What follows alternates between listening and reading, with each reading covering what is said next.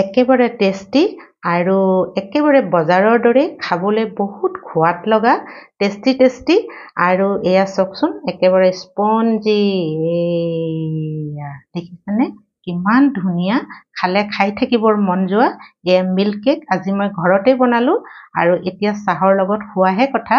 নমস্কাৰ, মোৰ চেনেললৈ মই আপোনালোক সকলোকে স্বাগতম জনাইছো আৰু আজি এটা বহুত ধুনীয়া ৰেচিপি আপোনালোকৰ মাজলৈ লৈ আহিছো। এয়া দেখিছেনে মই প্লেটত সজাই থৈছো ধুনীয়াকে। এয়া হৈছে মিল্ক কেক আৰু এই মিল্ক কেকটো মই একদম কম বস্তুৰে পাকঘৰত থকা বস্তুৰে বনাইছো আৰু কিহত বনাইছো জানেনে? বাটিত বনাইছো। কেক টিনো লগা নাই, অভেন নাই, একদম কম বস্তুৰে কেনেকে মই মিল্ক কেকটো বনাইছো তাকে মই আজি আপোনালোকৰ আগত দেখুৱাম আৰু ৰবচোন মই অকণমান আপোনালোকক ভাঙি দেখুৱাইছো। এয়া চাওক কিমান ধুনীয়া দেখিছেনে? একেবাৰে টেষ্টি আৰু বহুত ভাল খাবলৈ, বহুত সোৱাদ লগা। মানে গাখীৰ দিছো, গাখীৰেই বনাইছো, বেছিকে গাখীৰে আছে যিহেতু এইটো মিল্ক কেক হয়। আৰু আপোনালোকে যদি বনাইছে মিল্ক কেকৰ সোৱাদটোৰ কথা গম পায়েই। যদি বনোৱা নাই আহকচোন মইনো কেনেদৰে বনাইছো এই মিল্ক কেকটো আপোনালোকক মই দেখুৱাম। এয়া মই চচপেনটোত অলপ গাখীৰ গৰম কৰি আছো আৰু এই গাখীৰখিনি মই লৈছো 4 ভাগৰ 3 ভাগ। কোনোবা এটা গিলাচ বা বাতি সেট কৰি ল'ব লাগে। সেই বাতি বা গিলাচটোৰে সকলো বস্তু জোখত ল'ব লাগে। মই এটা মেজাৰিং কাপ লৈছো, এইটো মেজাৰিং কাপ হয়। এইটোৰে মই 4 ভাগৰ 3 ভাগ গাখীৰ গৰম কৰি আছো আৰু ইয়াতে মই আধা কাপ আৰু বাতি ল'লে আধা বাতি বা গিলাচ ল'লে আধা গিলাচ চেনি মই যোগ কৰি দিছো আৰু এইখিনি এতিয়া মই গলাই দিম গাখীৰতে, লৰাই আছো ভালকে যাতে গলি যায় গাখীৰখিনি। পিছা চেনিও ল'ব পাৰি, একো নাই। মই গোটা পিচি নললো বাৰু, গোটাকেই ললো আৰু এনেদৰে ল'লে আমাৰ কেকটো মানে খাবলৈ খুব কোমল হয়। গৰম গাখীৰত আমি চেনিখিনি লৈ পেলাই যদি কেকত দিওঁ। আজি মই কেককেইটা যিহেতু বাটিত বনাম সেইকাৰণে মই বাটিকেইটা তৈয়াৰী কৰি লৈছো। এয়া ষ্টিলৰ বাটি লৈছো, সৰু সাইজৰ, বেছি ডাঙৰ নহয়, মিডিয়াম সাইজৰ, একেবাৰে সৰুও নহয়। এতিয়া মই বাটিকেইটাত অকণমান তেল লগাই দিওঁ, তেতিয়া কি হ'ব আমাৰ কেকটো মানে উলিয়াবলৈ ভাল হয় আৰু সেইকাৰণে অকণমান তেল দি বাটিকেইটাত চাৰিওপিনে লগাই দিওঁ। হাতেৰেও লগাব পাৰি, মোৰ ওচৰত ব্ৰুছডাল থকাৰ কাৰণে মই ব্ৰুছডালেই লগাই দিছো আৰু বেছি লগাব নালাগে, অকণমান আটাইকেইটা বাটিতে এনেকৈ এয়া মই তেল লগাই দিছো আৰু এতিয়া এই বাটিকেইটাত অকণমান ময়দা চাৰিওপিনে মিলাই দিম। তেতিয়া আমাৰ কি হ'ব, কেকটো তলত লাগি নধৰে আৰু উলিয়াবলৈও ভাল হ'ব। বেছি নহয়, এই অকণমান এনেকৈ চাৰিওপিনে এনেকৈ লগাই দিওঁ। এয়া দেখিছেনে? এনেদৰে চাৰিওপিনে অকণমান ময়দা আটাইকেইটা বাটিতে মই ধুনীয়াকৈ লগাই ল'ম। আমাৰ গাখীৰখিনি ঠাণ্ডা হয় মানে। মই এটা বাউল লৈ লৈছো, তাতে মই এতিয়া এই গাখীৰখিনি যে চেনিৰে সৈতে মিলাই থৈছিলো সেইখিনি এতিয়া মই ইয়াতে দি দিম। গাখীৰখিনি বহুত গৰম হোৱা নাই, অলপ কুহুমীয়া হৈ আছে, একেবাৰে ঠাণ্ডাও নহয়, এয়া কুহুমীয়া হৈ আছে। এতিয়া মই ইয়াতে এয়া লৈছো কনডেন্স মিল্ক, এয়া আধা বাটি হ'ব। এইখিনি মই ইয়াতে মিলাই দিম, যিহেতু আমি মিল্ক কেক বনাম সেইকাৰণে। আৰু কনডেন্স মিল্ক যদি নাথাকে তেতিয়াহ'লে আপোনালোকে গাখীৰৰ খৰ গোটাই থৈ পেলানি সেয়াও মিলাব পাৰি, তেতিয়াও বহুত ধুনীয়া হয় কেকটো খাবলৈ।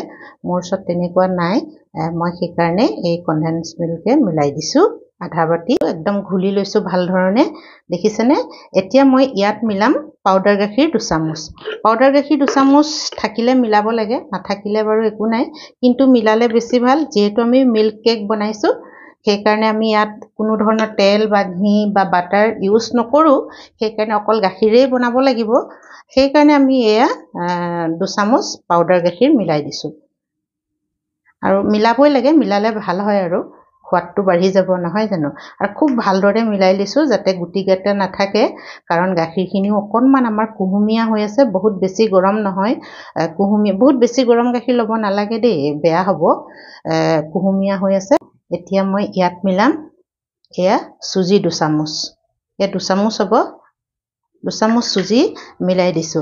চুজি মিলালে কি হ'ব, আমাৰ কেকটো স্পঞ্জি হ'ব আৰু খাবলৈ বহুত ভাল হ'ব, মানে অকণমান দানা দানা লেখীয়া লাগিব। সেইকাৰণে মই চুজি 2 চামুচ মিলাই দিছোঁ। যদি নিমিলাওঁ বুলি ভাবে একো নাই, কিন্তু মই ক'ম যে চুজি 2 চামুচ মিলাই দিলে, এইটো চুজিৰ কেক নহয় দেই, চুজিৰ কেক নহয় যদিও কিন্তু চুজি 2 চামুচ মিলাই দিলে মানে ভাল হয়। এয়া হৈ গ'ল। এতিয়া মই ইয়াতে মিলাই দিম অকণমান নিমখ, 1 পিঞ্চ হ'ব, অকণমান নিমখ মিলাই দিছোঁ। নিমখ মিলাই দিলে কি হয়, আমাৰ মিঠাটো বেলেঞ্চ কৰি দিয়ে আৰু সোৱাদটোও ভাল লাগে। নিমখত অকণমান মিঠা বস্তু বনালে, মিঠাই বনালে অকণমান নিমখ দিলে ভাল হয়। সেইকাৰণে মই অকণমান নিমখ মিলাই দিছোঁ। এয়া ইলাচি পাউডাৰ হয়, আধা চামুচমান মই মিলাই দিছোঁ, তেতিয়া ফ্লেভাৰটো বহুত ধুনীয়া আহে ইলাচিৰ। আৰু আপোনালোকে যদি ইয়াত বেলেগ এচেঞ্চো মিলাব পাৰে। কাপ ময়দা লৈছোঁ, এই ময়দা কাপ মিলাই যাম। গোটেইখিনি ময়দা মই একেবাৰতে নিমিলাওঁ, কাৰণ গুটি উঠি যাব পাৰে, গোটা গুটি হৈ যায় গোটেইখিনি একেবাৰতে মিলালে। সেইকাৰণে মই অলপ অলপকৈ মিলাই যাম। এয়া দেখিছেনে? আৰু খুব ভালদৰে আমি মিলাব লাগিব।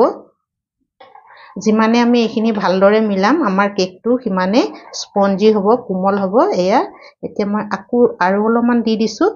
2-3 বাৰকৈ আমি ময়দাখিনি মিলাই দিম। মই বহুত ধুনীয়াকৈ 2-3 মিনিটমান একদম ভালদৰে গুটি লৈছোঁ। আৰু দেখিছেনে কেনেকুৱা হৈছে? একদম পাতল হোৱা নাই, ডাঠ হৈছে। আৰু মই ওপৰৰ পৰা আপোনালোকক এনেকৈ পেলাই দিছোঁ, এডাল ৰিবনৰ দৰে হৈছে, দেখিছেনে? এনেকুৱা হ'ব লাগিব। আমাৰ ধুনীয়াকৈ হৈ গ'ল। ইয়াত এতিয়া আমি আৰু এটা বস্তু মিলাব লাগিব, মেইন বস্তু, সেইটো হৈছে ইনো। কাৰণ ইয়াত আমি কোনো বেকিং পাউডাৰ বা বেকিং সোডা ইউজ কৰা নাই, আৰু সেইকাৰণে আমি ইনো মিলাব লাগিব। আৰু ইনো মই লৈছোঁ এইটো, ইনো ফ্ৰুট সল্ট। এইটো মোৰ পেকেটৰ হয়, আৰু 10 টকীয়া সৰু পেকেট পায় বজাৰত, তেনেকুৱা এটা পেকেট মিলাই দিলেও হ'ব। আৰু মই মানে ইউজ কৰিয়ে থাকোঁ, সেইকাৰণে মই বটল এটা ডাঙৰ বটল এটা আনি থৈছোঁ। এয়া চাওকচোন, মই এচামুচ মিলাই দিম। আৰু সেই পেকেটটোতো 10 টকীয়া পেকেটটোতো এচামুচেই আহে। এয়া এচামুচ লৈছোঁ, বেছি ল'ব নালাগে দেই। ইমানখিনি বেটাৰৰ কাৰণে এচামুচেই ঠিক হয়। এয়া মই এচামুচ মিলাই দিলোঁ। এতিয়া মই এইখিনি ধুনীয়াকৈ মিলাই দিম, যাতে চাৰিওপিনে মিলি যায়। আৰু মিলাই দিয়াৰ লগে লগে আমাৰ একদম জালি উঠি আহিব ধুনীয়াকৈ। বহুত দেৰি মিলাই থাকিব নালাগে, কিন্তু অকণমান মিলাব লাগিব, যাতে ইনোখিনি চাৰিওপিনে লাগি যায়। অকণমান মোৰ গাঢ়া হোৱা যেন, মানে ডাঠ হোৱা যেন লাগিছে। অকণমান মই গাখীৰ দি দিওঁ। এয়া চাওকচোন, অকণমান গাখীৰ দিছোঁ। পানীও দিব পাৰে, গাখীৰ নাথাকিলে পানী দি দিলেও হ'ব। অকণমান মোৰ ডাঠ হোৱা যেন লাগিছে এনেকৈ, সেইকাৰণে মই এয়া দি দিছোঁ। এয়া মোৰ হৈ গৈছে, এতিয়া ধুনীয়াকৈ হৈ গৈছে এয়া। আৰু জালি উঠি আহিছে ইনো দিয়াৰ লগে লগে।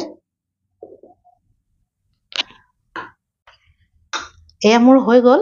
এতিয়া মই বাতিকেইটা আগতে তৈয়াৰ কৰি থৈছোঁ। এয়া এতিয়া মই বাতিকেইটাত অলপ অলপকৈ দি যাম। দেখিছেনে, বাতিকেইটা আগতে তৈয়াৰ কৰি থোৱা আছে। একেবাৰে ওপৰলৈকে নিদিওঁ, কাৰণ এইবোৰ ফুলি উঠিব, সেইকাৰণে অলপ অলপকৈহে দিছোঁ।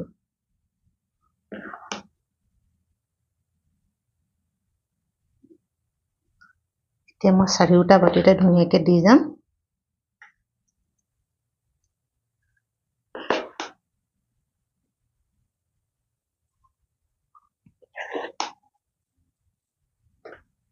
এয়া মই চাৰিওটা বাতিত ধুনীয়াকৈ দি দিলোঁ।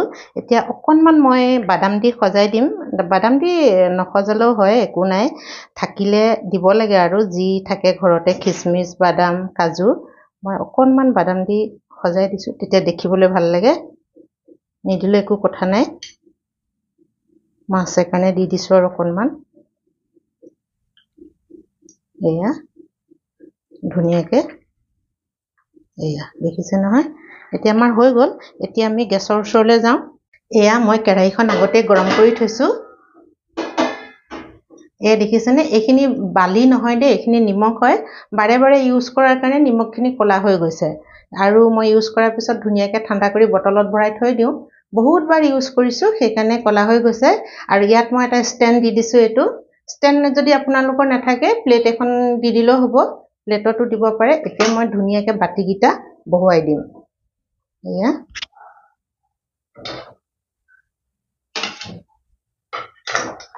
এই 3টা বাতিহে আহিছে, 4টা অহা নাই।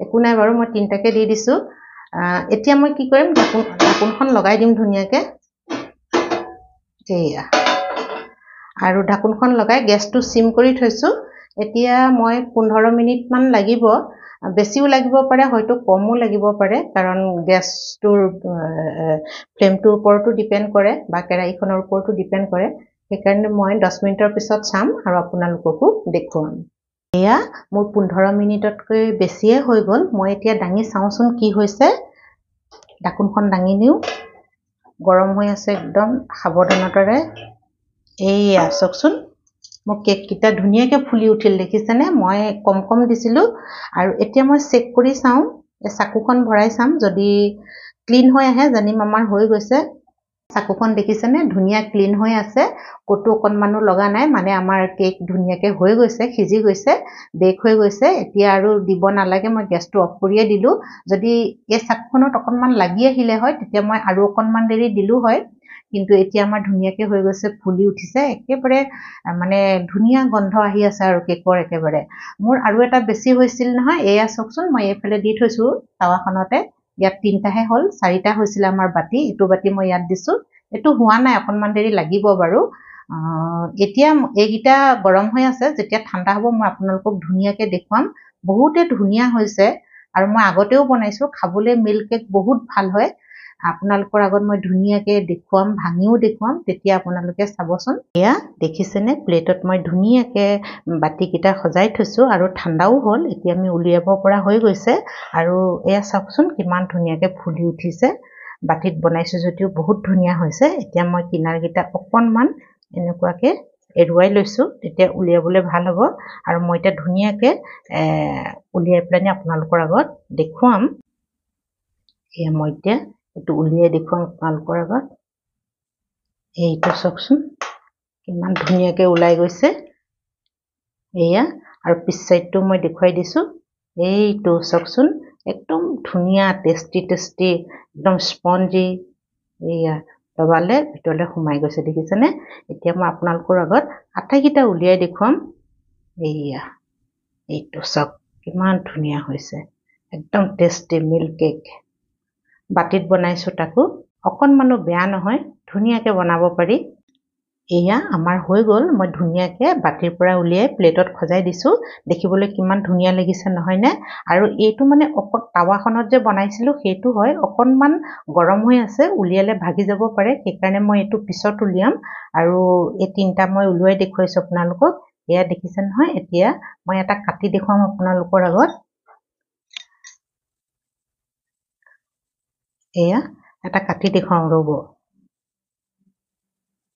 এয়া চাওকচোন কি ধুনীয়াকে একদম কাট খাই গৈছে এয়া চাওকচোন এইছে ভিতৰ কিমান ধুনীয়া জালি একদম এয়া চব বহুত ধুনীয়া লাগে খাবলে আৰু আপোনালোকে দেখিলেই মই কেনে ধৰণে মিল্ক কেক গিটা বাটিত বনালো একেবাৰে সহজতে বনালো কম বস্তুৰে বনালো বেছি টাইমো নালাগিলে আৰু আপোনালোকে এনেদৰে বনাইছেনে যদি বনোৱা নাই মোৰ ভিডিওটো চাই বনাব পাৰিব একদম মানে বহুত ধুনীয়া খাবলৈ বহুত ভাল হয় আৰু মই আশা কৰিছো যদি আপোনালোকে বনোৱা নাই এনেদৰে বনাব এদিন আৰু মোক কমেন্টছ কৰিব কেনেকুৱা লাগিছে মোৰ ভিডিওটো চাই আৰু যদি ভাল লাগিছে লাইক কৰিব শেয়াৰ কৰিব আৰু মোৰ চেনেলটো সাবস্ক্ৰাইব কৰি ল'ব যিসকলে সাবস্ক্ৰাইব কৰা নাই তেওঁলোকে সাবস্ক্ৰাইব কৰি ল'লে নতুন নতুন ভিডিওবোৰ পাই থাকিব আৰু কাষতে থকা বেল আইকনটো দবাই দিব আৰু শেষলৈকে ভিডিওটো চোৱাৰ কাৰণে বহুত বহুত ধন্যবাদ জ্ঞাপন কৰিলো আৰু এইদৰে মৰম সহায় সমৰ্থন কৰি মোৰ চেনেলটো আগবঢ়াই লৈ যাব বুলি আশা কৰিলো শেষত বহুত বহুত ধন্যবাদ